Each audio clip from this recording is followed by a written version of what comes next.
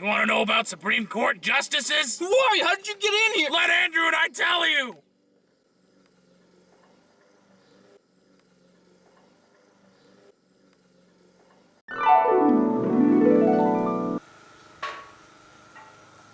How did I get here? What happened? What? The Supreme Court justices are the highest ranking officers. Oh, can we start that again?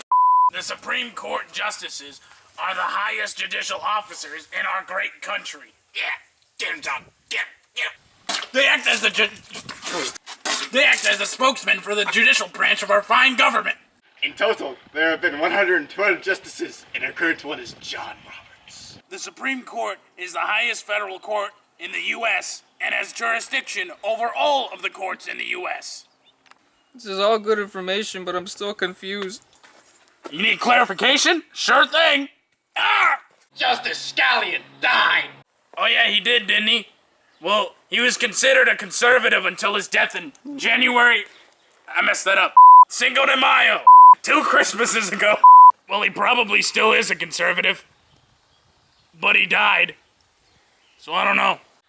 Hey, John, Yee! you want to make a music video out of like the election process and stuff? No! But No, it's not happening.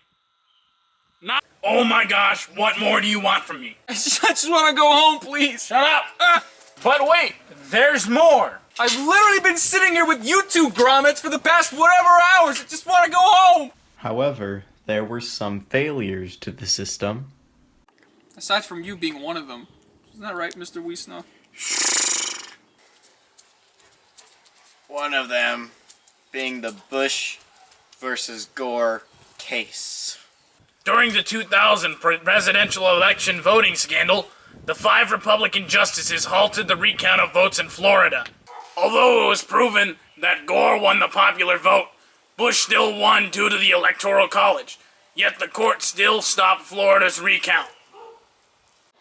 One retired justice who sided with stopping the recount, Sandra O. Connor, cited that she regretted to make the decision, as it showed even the Supreme Court can try to sway the outcome of an election. Decisions came through in the court last year, in fact. In Ogerfell versus Hodges, the Supreme Court ruled that same-sex marriage was indeed constitutional. Dear Will, and to my cat goes my SpongeBob lunchbox. That's how I clean my apples! So you see, the Supreme Court holds one of the most powerful powers in this great country. But the thing is, well, both good and bad come out of it. Which is why it's important to have headstrong justices who can put aside their political affiliations for the sake of justice. The process of electing justices is complicated. Let me break it down for you real quick.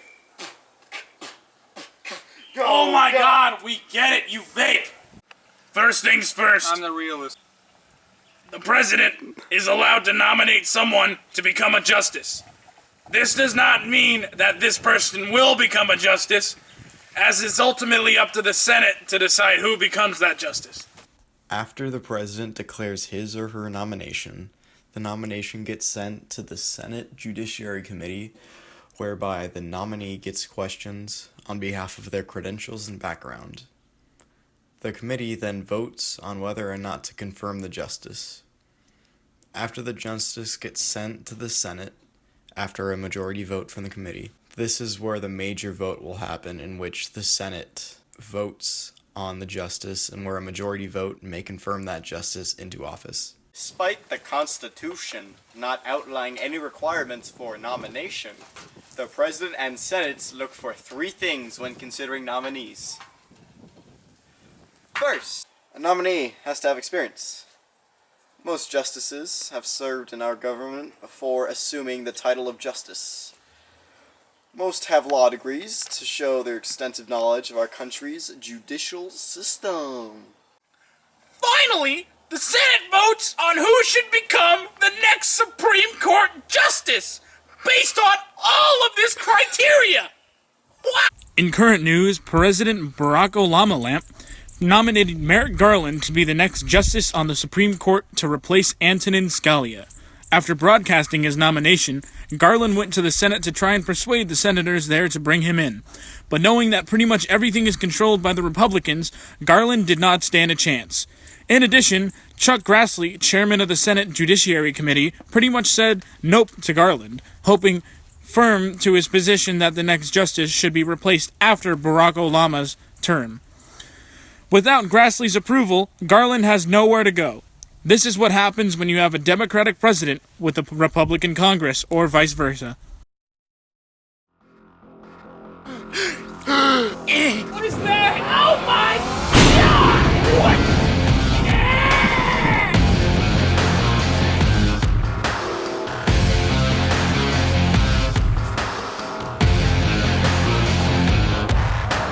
What are you doing here? I saw you were making Supreme Court Justice video about the appointment of Supreme Court Justices. I made a little assessment. Well, what's so great? You failed.